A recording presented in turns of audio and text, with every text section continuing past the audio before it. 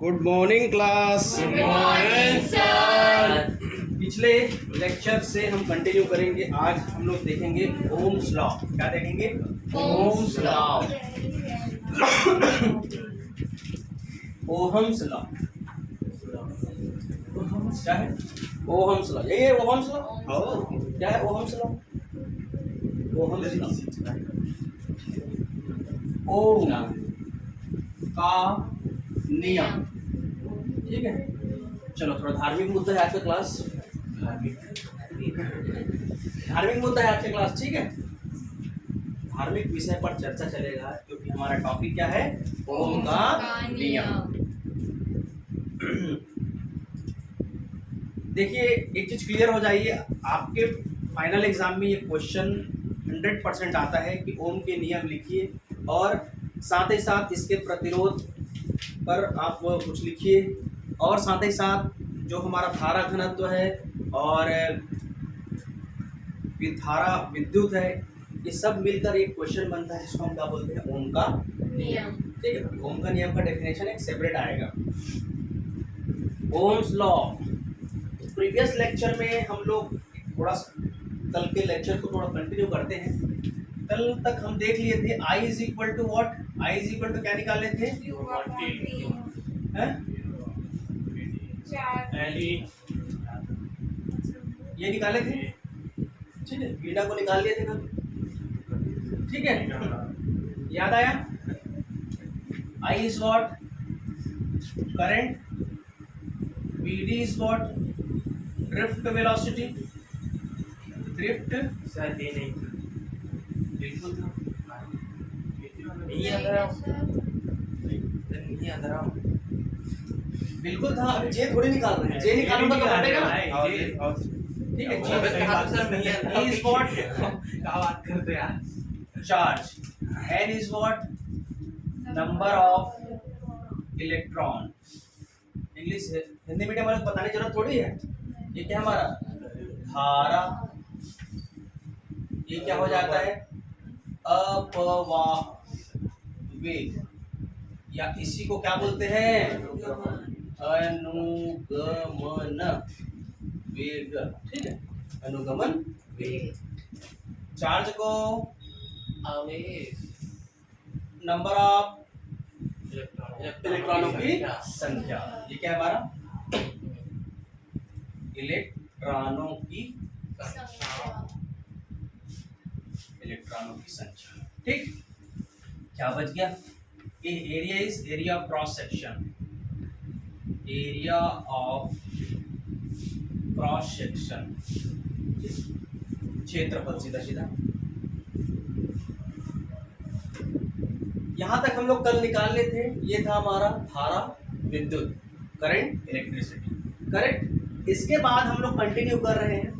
फिर निकाले थे J. J is equal to what? I upon, बोलो, I upon A. This is what? धारा घनत्व, करंट डेंसिटी। तो आई की वैल्यू अब रखिए। जे इज इक्वल टू क्या हो जाएगा? V D N E A upon क्या हो जाएगा? ए। तो क्या आंसर आ जाएगा? V D N E. यही आया था साहिल, यस सर। है ना? तो आई अलग है भाई और जे अलग है। यहां तक हम लोग निकाल लिए थे कल तक, है ना? इसके बाद हम देखे थे ड्रिफ्ट वेलोसिटी का इक्वेशन। ड्रिफ्ट वेलोसिटी के इक्वेशन में हम लोग क्या निकाले थे? ड्रिफ्ट वेलोसिटी में पहला कंडीशन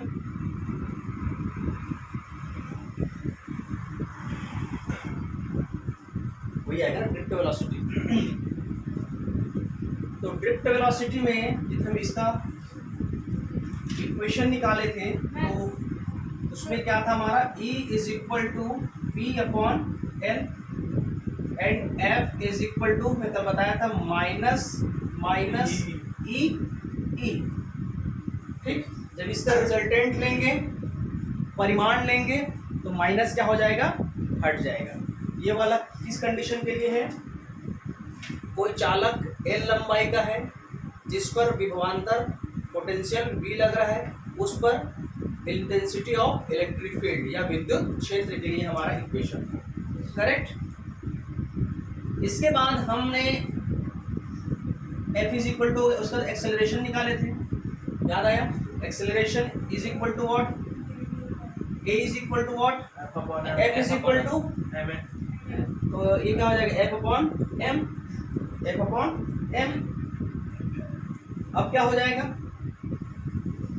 F अपॉन, आपको पूरा लिखना है ना, ये किसके लिए है? एक्सेलरेशन है, चार्ज के लिए एक्सेलरेशन है, ठीक है। इसमें एक चीज़ याद रखना, कल हम लोग चार्ज को फ्लो कराए थे, तो ये एक इलेक्ट्रॉन है, एक इलेक्ट्रॉन ये है, यहाँ से यहाँ तक आने में इसको क्या लगेगा? टाउ 1, ठीक है, हमारा टाउ 1, ठीक है। फिर यहाँ से विदाउट डायरेक्शन में टाउ 2 मतलब इसके बीच का क्या है? दो इलेक्ट्रॉनों के बीच, दो क्रमागत इलेक्ट्रॉनों के बीच का समय अंतराल है। Tau is known as average relaxation time. Tau is what? Average relaxation time, ठीक। तो सीधा सीधा आप एक्सेलरेशन से भी कर सकते हो। Acceleration is equal to BD upon tau. Acceleration is the rate of change of velocity with respect to time. Here tau is what? दो क्रमागत इलेक्ट्रॉनों के बीच का क्या है? समय अंतराल है ना, टाइम इंटरवल है। Tau is what? Average time interval. जितना इस ब्लैक बोर्ड में करा रहा हूँ उतना A to Z आपको A to Z एकदम याद हो जाना चाहिए, समझ आना चाहिए। बोर्ड एग्जाम में छापते आओगे इसको, मतलब आओगे 3 नंबर का, ठीक है। कोई गलती नहीं करोगे। I इज इक्वल टू वीणा याद रखना, कभी नहीं बोलोगे वीणा, इसमें नीचे में D लगा देना, ठीक है, वीणा। फिर J को क्या करोगे? डिवाइड करोगे तो A हट जाएगा, ठीक है। यहाँ तक कोई दिक्कत? ये कैसे आया? ये हमारा विद्युत क्षेत्र है, इलेक्ट्रिक फील्ड है या इंटेंसिटी ऑफ इलेक्ट्रिक फील्ड है। कब आया ये? जब हम L लंबाई का एक कंडक्टर लिए, उसमें दोनों में चार्ज दिए, आवेश दिए, तो दोनों से क्या हुआ? विभवांतर उत्पन्न हुआ, तो उसके लिए हमारा विद्युत क्षेत्र इलेक्ट्रिक फील्ड के लिए ये इक्वेशन हमको मिला। इसको जानते हो? ये कैसे हुआ? F is equal to QE। Q is what? Charge minus B plus B। और टाउ कहाँ से आया? दो इलेक्ट्रॉनों के बीच का समय अंतराल है, दो क्रमागत। तो आप ना यहाँ से टाउ 1, टाउ 2 बहुत सारा चीज बता सकते हो। टाउ 1, ये टाउ 3 है। फिर आप चाहो तो इसको ब्रीफ एक्सप्लेनेशन के लिए गति का पहला समीकरण लगा सकते हो। V is equal to U1 plus A constant है, टाउ 1, ठीक है। दूसरे के लिए निकालोगे तो V2 is equal to U2 plus A tau 2।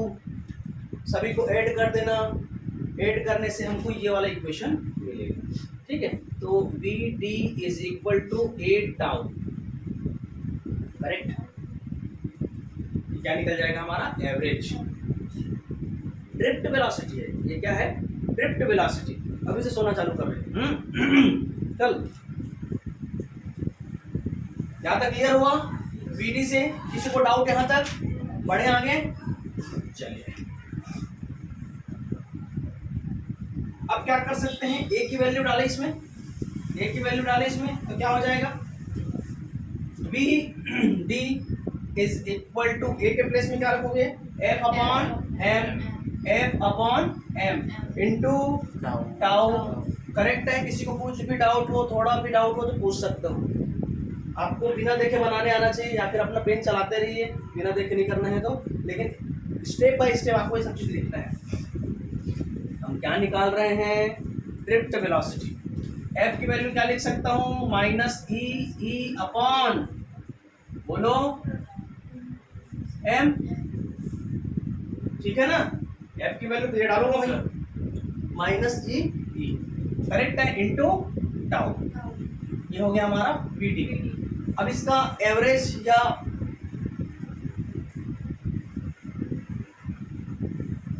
परिणामी लेंगे तो क्या हो जाएगा? माइनस हट जाएगा, तो VD drift velocity is equal to E upon M into tau. ये हमारा क्या निकल गया? ड्रिफ्ट वेलोसिटी के लिए इक्वेशन, ड्रिफ्ट वेलोसिटी अनुगमन वेग के लिए हमारा सूत्र निकल गया। मैं कंटिन्यू कर रहा हूँ क्लास को, ठीक। किसी को यहाँ तक कुछ करने में कोई दिक्कत?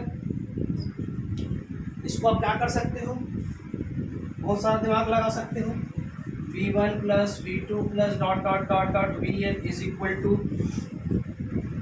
u1 प्लस टाउ1 प्लस u2 प्लस a टाउ2 plus dot dot dot dot un plus a tau n upon n भी कर सकते हो। क्लियर? इसीलिए मैं डायरेक्ट क्या लिख दिया, इसको लिखते vd और इसको लिखते a और ये टाउ। करेक्ट?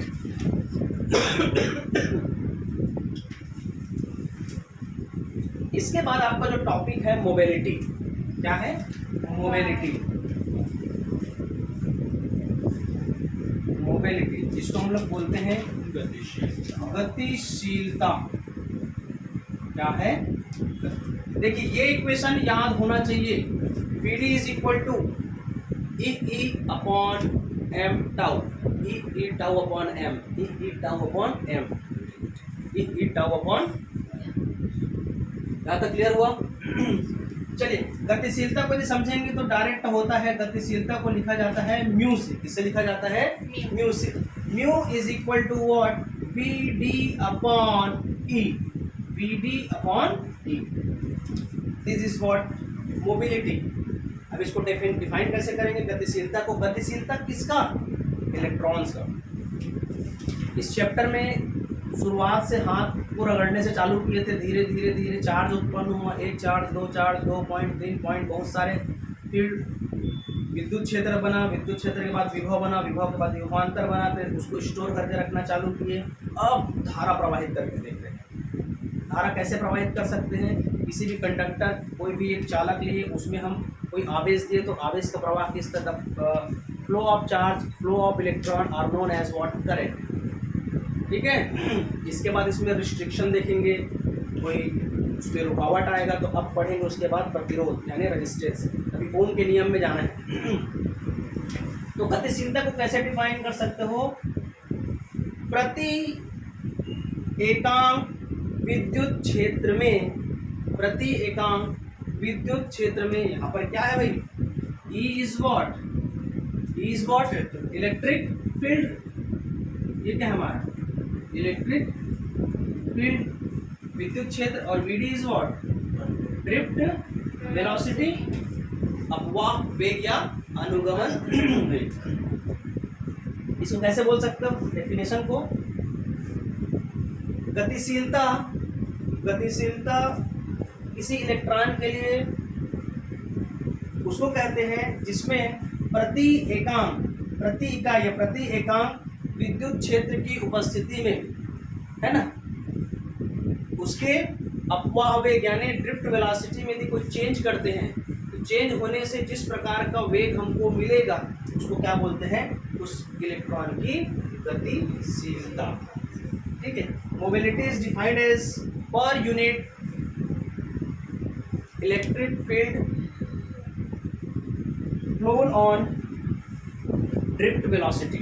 ठीक है? या फिर ऐसा भी बोल सकते हो, the rate of change of electric field, the rate of change of drift velocity with respect to intensity of electric field और electric field are known as what? Mobility. Clear? चलो, इसका यूनिट कौन कौन निकाल लोगे? V, V, V, V मतलब विभव। ठीक है?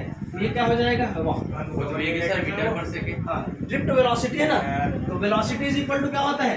Distance upon displacement upon time, displacement upon time.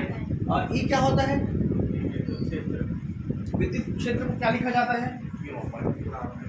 हाँ,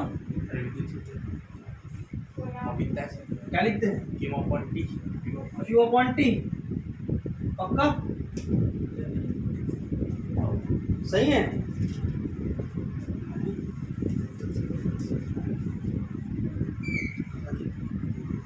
क्या लिखते हैं इसको?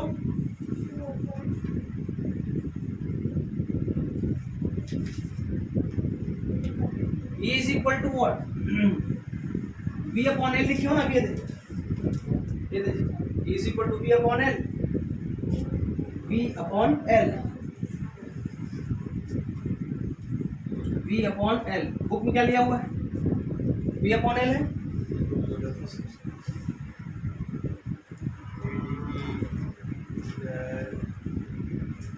वो वाला दिया है, इसमें क्या लिया है बोलो जी, ये सब ये 2 इंच है ना, वीडी लिया है ना, ये ले लिया है, ये लिया है ना, इसको देखो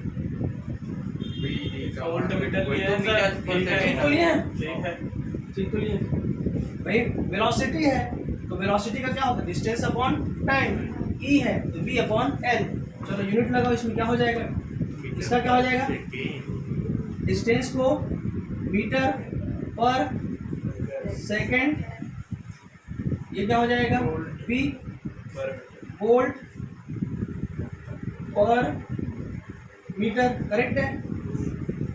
अच्छा इसमें क्या हो सकता है, मीटर ऊपर जाएगा तो क्या हो जाएगा मीटर स्क्वायर, इसी में क्या रहेगा volt into second, volt into second. यहाँ तक करेक्ट है, किसी को कुछ डाउट। अच्छा ये मीटर में है, अब कहीं का मिटाना पड़ेगा, मैं इधर मिटा रहा हूँ बस। देखिए क्या आ गया इसमें यूनिट, यूनिट क्या आ गया हमारा, meter square upon volt into second, correct है। अच्छा इसको सेंटीमीटर में निकालेंगे तो क्या हो जाएगा, 1 मीटर में कितना सेंटीमीटर, 100 सेंटीमीटर, तो 100 मीटर, तो इसका पूरे का स्क्वायर कर सकता हूँ, गलत है कि सही है, सही है, ठीक है। ये क्या हो जाएगा वोल्ट इनटू सेकेंड, है ना। 1 मीटर में क्या होता है 100 सेंटीमीटर, ठीक है। इसको सेंटीमीटर करना तो अच्छा से दिक्कत, ये क्या हो जाएगा सेंटीमीटर, इसका होल स्क्वायर, ठीक है। इसको भी लिख सकते हैं वोल्ट इनटू सेकेंड। ये क्या हो जाएगा 10 to power 2 to 4 centimeter square upon volt into second. तो ये क्या निकल गया मोबिलिटी का यूनिट, क्या निकल गया मोबिलिटी का यूनिट। किसी को कोई दिक्कत नहीं आता यार, चलिए आगे बढ़ते हैं।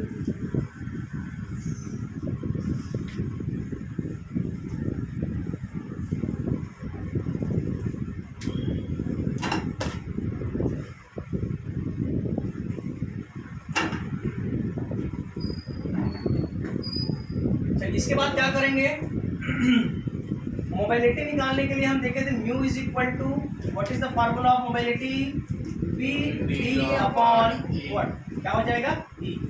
रखिए वीडी की वैल्यू रखिए, वीडी की वैल्यू कितना निकाले थे हम लोग, वीडी की वैल्यू क्या आया था, वीडी की value E upon M into tau.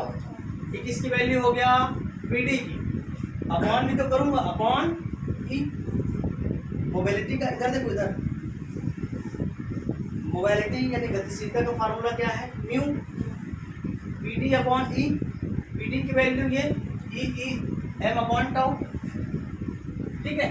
तो ये किसका वैल्यू हो गया वीडी का, अपॉन करूंगा ई से, ई से ई क्या हो जाएगा कैंसिल आउट, तो mu is equal to final क्या आ जाएगा हमारा ई टाउ अपॉन एम। ये हमारा फाइनल इक्वेशन इसके लिए मोबिलिटी गतिशीलता के लिए, करेक्ट। चलिए अब स्टार्ट करते हैं हम लोग ओम का नियम, ओम्स लॉ।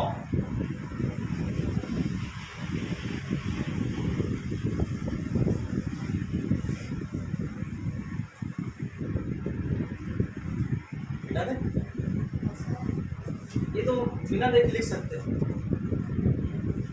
1 मीटर है उसको 100 सेंटीमीटर करना है, होल स्क्वायर है तो होल स्क्वायर करोगे। ये क्या होता है 100 को 10 टू पावर 2 स्क्वायर करोगे तो पावर के क्या होता है मल्टीप्लिकेशन।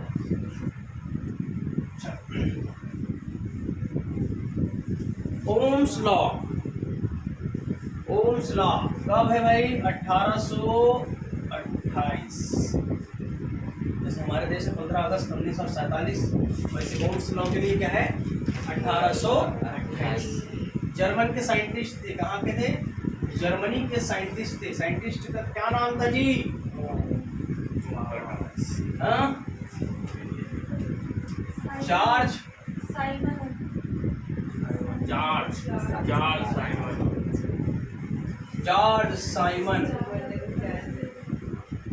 जॉर्ज साइमन ओ पूरा आध्यात्मिक मंत्र चल रहा है, ठीक है। हमको ना इसके ईयर से मतलब है ना साइंटिस्ट मतलब है, हमको ये ओम्स के नियम में आप लिख सकते हो, लेकिन ओम का नियम किसके किसके बीच में रिलेशन बताएगा? एक तो हमारा V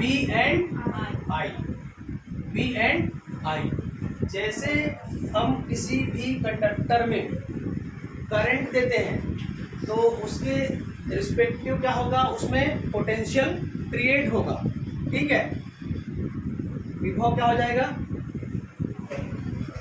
वोल्ट। वोल्ट है ना, इसका यूनिट क्या है? वोल्ट। तो V और I के बीच जो रिलेशन बताएगा उसको क्या बोलेंगे? ओम का नियम। तो जितना हम चालक में करंट देंगे उतना ही उसमें उस अमाउंट में क्या हो जाएगा? ठीक, पिछले वाले क्लास में पढ़े थे Q is directly proportional to what? V। याद आ रहा है? यहाँ पर क्या हो जाएगा? V is directly proportional to I। इधर वाले को मिटा दो, तो ये क्या हो गया हमारा? ओम का नियम। और क्या लिखते हैं? V प्रोपोर्शनलिटी को हटाओगे क्या हो जाएगा? R, उसको कैपिटल I ले लो, क्या हमारा? Capital I। क्या हो जाएगा? V is equal to I R। ये हमारा किसके लिए है? ओम के नियम के लिए व्यंजक। तो यहाँ तक तो 10वीं तक पढ़ लिए थे। अब 12वीं में क्या खास है? अब 12वीं में जो खास है वो हमारा रेजिस्टेंस है। थोड़ा इसका यूनिट निकाल लेते हैं। V को क्या बोलते हैं जी? इसका यूनिट क्या है? वोल्ट। I का यूनिट क्या है? एम्पियर। R का यूनिट क्या है? ओम। हेडफोन वाला, ठीक है, हेडफोन लगाते हैं ना, वही ओम है। इसको क्या बोलते हैं? रेजिस्टेंस। इसको हम लोग जानते हैं प्रतिरोध। क्या बोलते हैं इसको? प्रतिरोध। प्रतिरोध क्या होता है? प्रतिरोध क्या होता है? किसी भी चालक में यदि कोई आवेश बह रहा है तो उसमें जो रुकावट उत्पन्न करेगा उसको क्या बोलेंगे? प्रतिरोध। The restriction of flow of current in a conductor, then this one is known as resistance. Resistance का मेनली वर्क क्या होता है?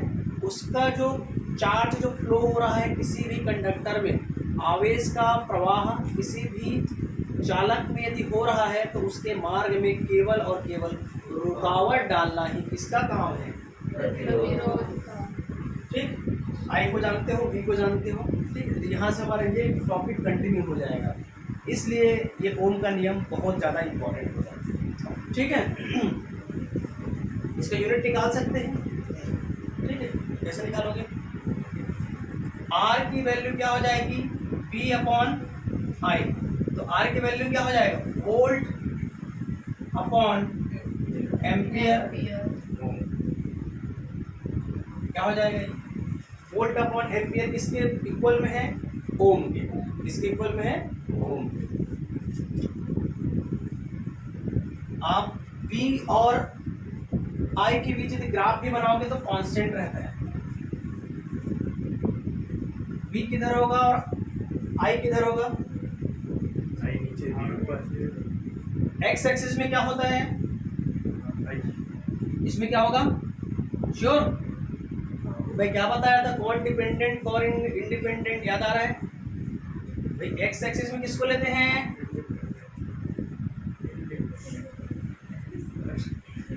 तो डिपेंडेंट है कि इंडिपेंडेंट हो बता। ये क्या है हमारा?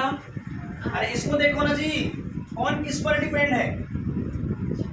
आप करंट का फ्लो कराते जाओगे, उसके बाद आपका ये भी चेंज होगा ना भाई।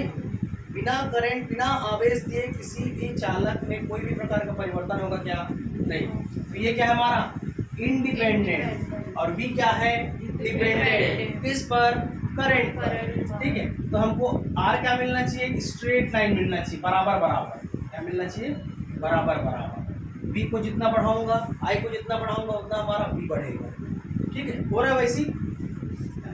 जितना आई को बढ़ाऊंगा उतना वी बढ़ेगा, मतलब इसको 1 में रखूंगा तो ये भी 1 में आएगा, इसको 2 में करूंगा तो ये भी 2 आएगा, इसको 3 में रखूंगा तो ये भी 3 आएगा। तो जब हम लाइन ज्वाइनिंग देखेंगे किसी भी ग्राफ का, तो क्या आएगा हमारा? इस टाइप से सीधा सीधा। तो ये क्या हो जाएगा हमारा? V I characteristics. अब इसके आगे का खेल चालू होता है, जो हमारे रेजिस्टेंस के लिए निकालेंगे। क्या होगा? वी को नीचे दे दिया, आई को ऊपर दे दिया। इसमें चल, इसके बाद हम देखेंगे इस किस पर डिपेंड करेगा।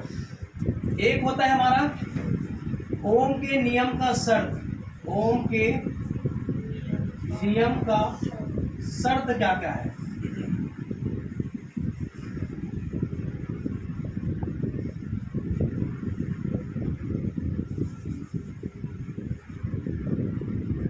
इसको पहले लिख रहे हैं ना?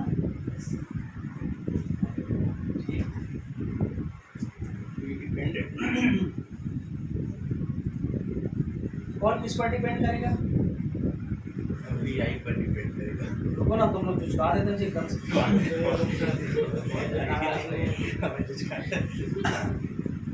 वी आई कैरेक्टरिस्टिक होता है ना, वी आई कैरेक्टरिस्टिक्स। कौन किस पर डिपेंडेंट है?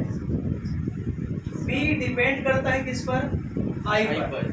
आई को जितना बढ़ाऊंगा उतना ही क्या हो जाएगा? वी बढ़ेगा। देखो इसमें प्रोपोर्शनलिटी भले उल्टा लेते हैं, लेकिन इसमें पहले किसी भी चालक में विभवांतर नहीं दोगे ना, इसको ध्यान रखना। किसी भी चालक में पहले ही काम विभव थोड़ी दे दोगे, विभवांतर थोड़ी दे दोगे, वोल्ट थोड़ी दोगे। जब तक उसमें करंट नहीं जाएगा, पहला काम किसी भी वायर में क्या काम करते हैं? पहले वी थोड़ी देते हैं, पहले क्या देंगे? आई देंगे। करंट देंगे, तो उसके हिसाब से क्या हो जाता है? पिछले वाले में आइए, आवेश किसी भी लोहे में जितना हम ऊष्मा देंगे उतना ही उसका क्या होता है? विभव बढ़ते जाता है ना। हीट देंगे तो उसका क्या होता है? ऊष्मा बढ़ते जाता है। ठीक है, इसका कंडीशन कौन कौन सा देखिए। ओम के नियम का शर्त आप सिस्टमेटिक बनाइएगा। ओम का नियम, डेफिनेशन, फिर इसका फार्मूला, फिर इसका यूनिट्स, फिर यूनिट के बाद क्या हो जाएगा?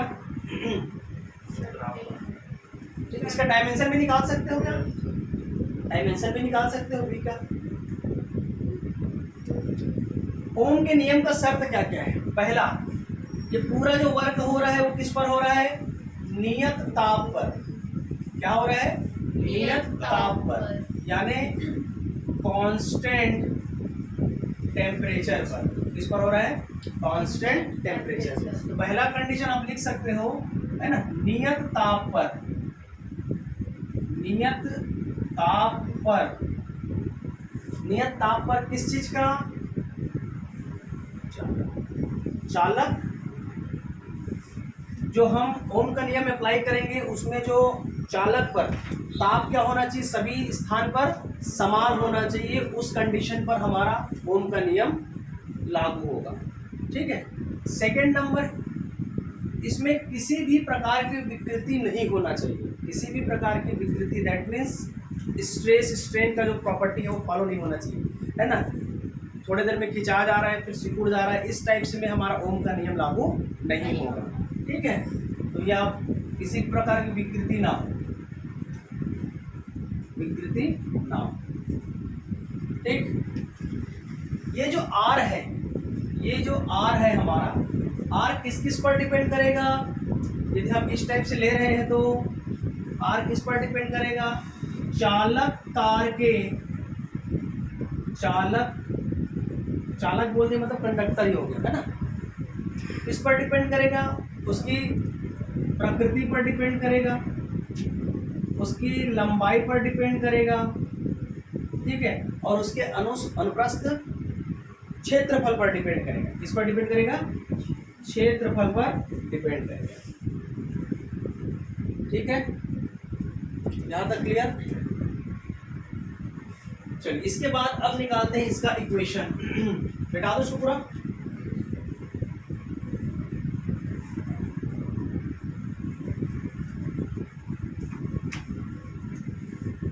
चलिए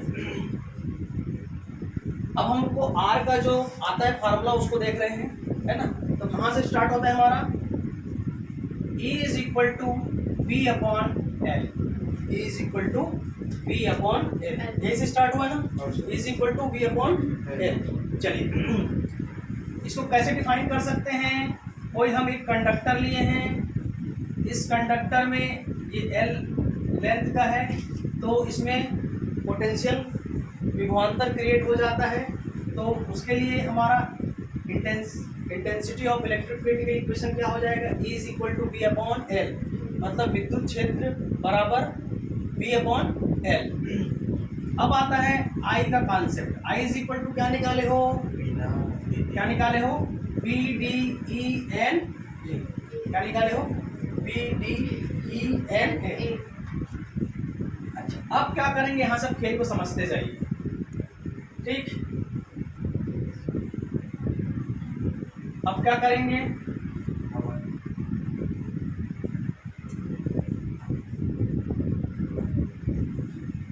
BD की वैल्यू इससे पहले कितना निकाले हो? अभी BD की वैल्यू कितना निकाले हो? E टाउ अपॉन M, ये निकाले हो पक्का? चलो इसका जगह रखो। I इज इक्वल टू क्या हो जाएगा? I इज इक्वल टू क्या हो जाएगा? E tau upon M into E N A। ठीक है, ठीक जा रहे हैं सर? वो E tau upon M. Yes sir. कौन सा ई? ई बड़ा वाला कटा नहीं था, वो वाला ई टाउ अपॉन एम। हाँ, ई टाउ अपॉन एम। अब ठीक है, थोड़ा सा लिख देते हैं पीछे वाले लोग।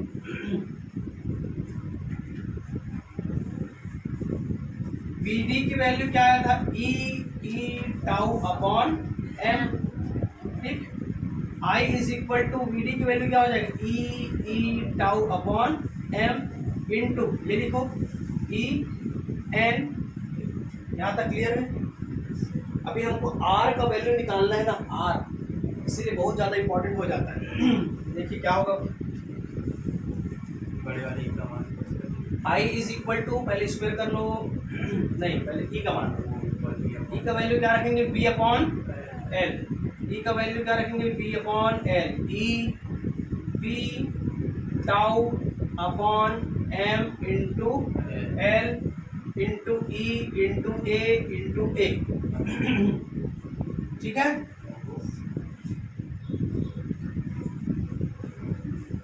I इज इक्वल टू क्या हो जाएगा? E स्क्वायर, है ना, E square V tau N A upon M L। Correct है यहाँ तक? थोड़ा भी डाउट किसी को? बन जाएगा यहाँ तक? अच्छा अब क्या करेंगे? V का वैल्यू निकालो। V का value, V is equal to, ये इधर करूंगा तो क्या हो जाएगा? I M L। ये देखिए, ये इधर जाएगा, V उधर रहेगा, तो और ये कहाँ जाएगा? नीचे। E square tau N A। ठीक है क्या? अब आई को इधर ला लो, आर बन गया। ठीक है, तो हम जानते हैं V is directly proportional to I, ठीक, और V इज इक्वल टू क्या होता है? I R। करेक्ट है? तो आप देख पा रहे हो हमको V मिल गया और ये I मिल गया। अब R की वैल्यू ले सकते हो, जो इतना वैल्यू बचा वो हमारा क्या है? कांस्टेंट वैल्यू है। तो कांस्टेंट वैल्यू क्या आ जाएगा? मैं यहाँ से लिख सकता हूँ क्या, V is equal to I into M L upon E square tau N A. Correct है।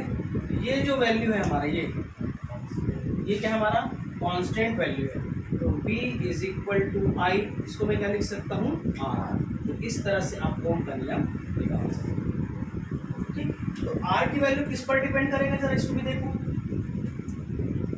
R की वैल्यू क्या आया, R की वैल्यू क्या आया, M L upon E square tau N A. किस पर डिपेंड करेगा, अच्छा E और M तो कांस्टेंट वैल्यू है।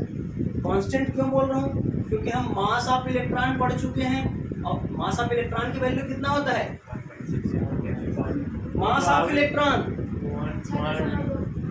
Mass of electron 1.673 into 10 power 31 27 kg। 9.1 है क्या, हाँ, प्रोटॉन का है वो, 31 है नहीं, क्या? इलेक्ट्रॉन के 9.0 ठीक है।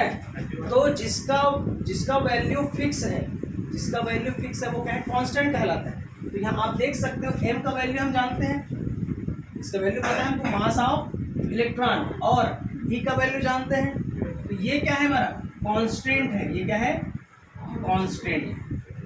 यहाँ तक क्लियर। अब फिर क्या बच गया, उस पर डिपेंड करेगा क्या, प्रतिरोध, रेजिस्टेंस। क्या क्या बच गया, L अपॉन E, ये तो नहीं होगा, टाउ एन ए। अब यहाँ पर जितने टर्म्स बचे हुए हैं वो किस पर डिपेंड करेगा, R। ये वैल्यू बढ़ेगा घटेगा तो प्रतिरोध कैसा होगा, इस पर डिपेंड करता है। तो आप लिख सकते हो एम ई क्या है, मास ऑफ इलेक्ट्रॉन, ये क्या है, mass of electron. E is what,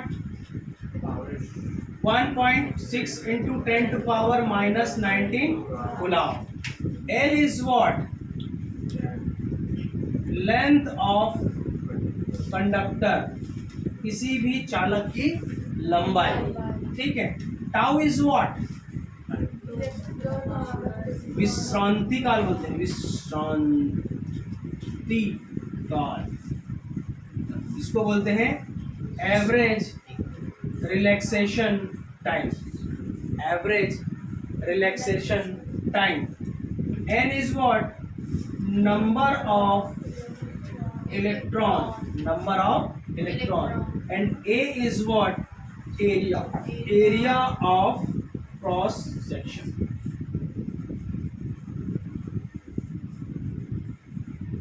अब इतने पॉइंट पे आपका वैल्यू डिपेंड करेगा यहाँ से लेके यहाँ तक।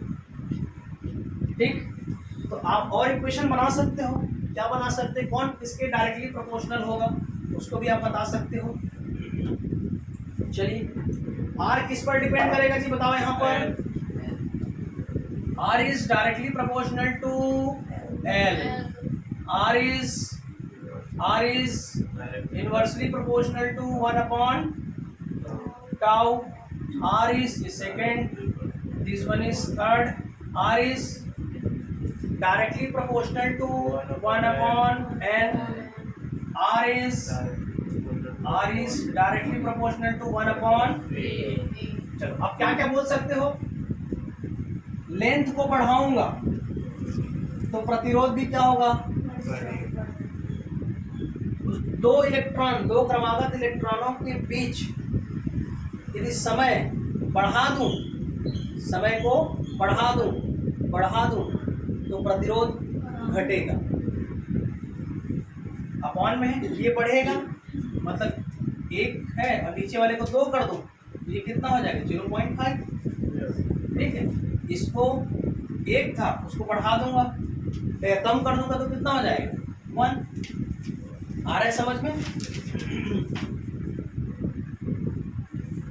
नंबर ऑफ इलेक्ट्रॉन्स को बढ़ाता हूं तो प्रतिरोध घटेगा, एरिया को बढ़ाऊंगा, ठीक है, प्रतिरोध घटेगा, एरिया को कम करूंगा तो ये बढ़ेगा। नंबर ऑफ, इसको कम कर दूं तो रेजिस्टेंस बढ़ेगा, टाउ को कम कर दूं तो एल को कम कर दूं तो कम होगा। कम होगा। मतलब आप समझ पा रहे हैं कि इस पर डिपेंड करेगा, बिना देखे आप लोग निकाल लोगे। तो ये फार्मूला सीबीएसई बोर्ड वाले अच्छे से याद रखेंगे, ये बहुत बार क्वेश्चन आया है इससे, बहुत बार। ठीक है, थोड़ा प्रतिरोध भी देख लेते हैं, 2 मिनट।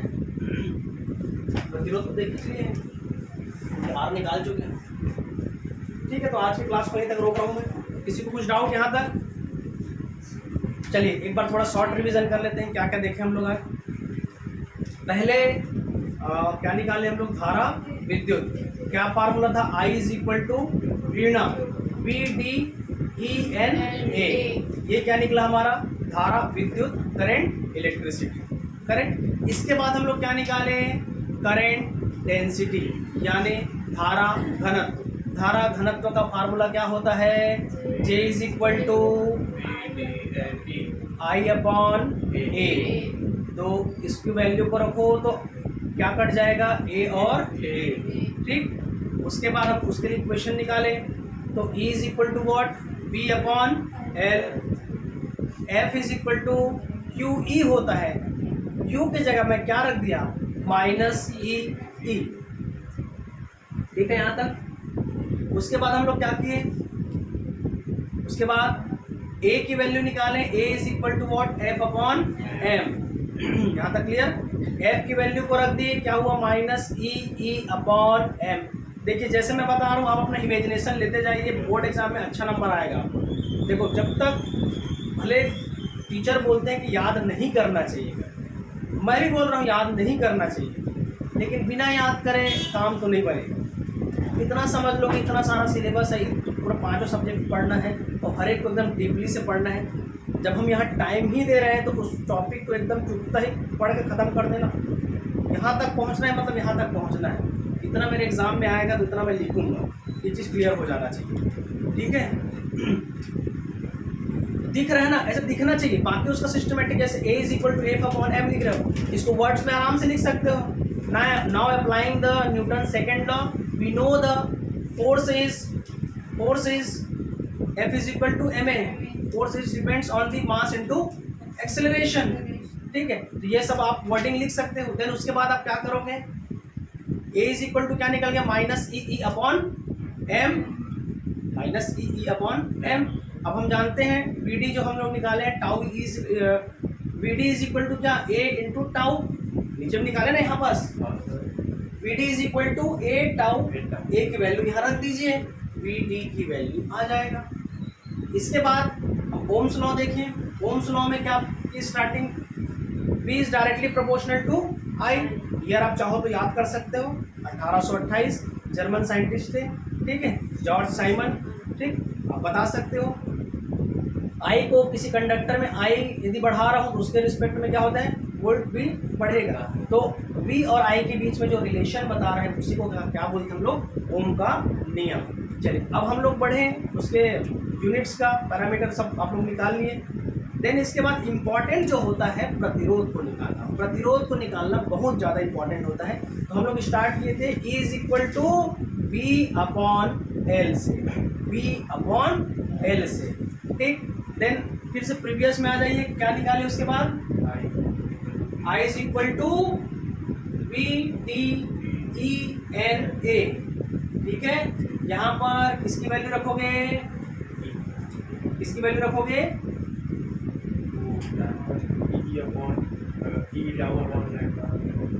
किसकी वैल्यू रखोगे जी? VD A की वैल्यू रखोगे। I इज इक्वल टू क्या निकालो? VD की वैल्यू रखोगे। VD की वैल्यू क्या आया है? E/τ/M। एकदम इजी, हर चीज एकदम दिखेगा। I इज इक्वल टू, हमको निकालना क्या है? हमको 3 चीज को ध्यान में रखते हुए इक्वेशन निकालना है। हमको I पता होना चाहिए, हमको V पता होना चाहिए। जो कांस्टेंट बनेगा, जो कांस्टेंट वैल्यू आएगा वही तो R है। जो कांस्टेंट वैल्यू आएगा वही तो R है, और R को ही निकाल रहे हैं आज की क्लास में। ठीक है, तो I इज इक्वल टू क्या हो जाएगा? मेरे साइड ध्यान से सुनते जाइए। आई इज इक्वल टू हम लोग लिए थे V D E N A वीणा, तो वी डी की वैल्यू क्या रख दिए E capital E tau upon M, ठीक है। उसके बाद ई की वैल्यू उसमें रख दो, ई की वैल्यू रखोगे क्या हो जाएगा वी अपॉन एल, बस आ गया आंसर।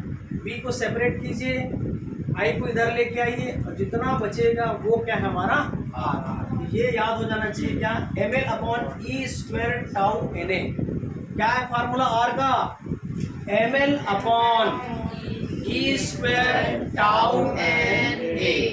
एक बार और M is equal to R is equal to M L, ऊपर वाला तो याद हो गया, ऊपर में क्या आएगा एम एल, ऊपर में क्या आएगा एम एल, नीचे में क्या आएगा E square tau N A, E square tau N A, E square tau N A, E square tau N A. याद हुआ ये किसका हो जाएगा, ये फैक्टर्स पूछते हैं कौन किस पर डिपेंड करेगा, कब इसकी वैल्यू। यहाँ से एक न्यूमेरिकल क्वेश्चन एकदम तय है, एकदम तय है ना, यहाँ से क्वेश्चन न्यूमेरिकल क्वेश्चन आता है, ऑब्जेक्टिव टाइप क्वेश्चन फंसेगा। तो क्रमागत इलेक्ट्रॉनों के बीच की दूरी को बढ़ा दिया जाए तो उसके प्रतिरोध में क्या प्रभाव पड़ेगा बताइए, बढ़ा देंगे तो प्रतिरोध क्या होता है कम होगा, ऐसा आंसर आपको पता होना चाहिए। चलिए thank you class. Thank you sir.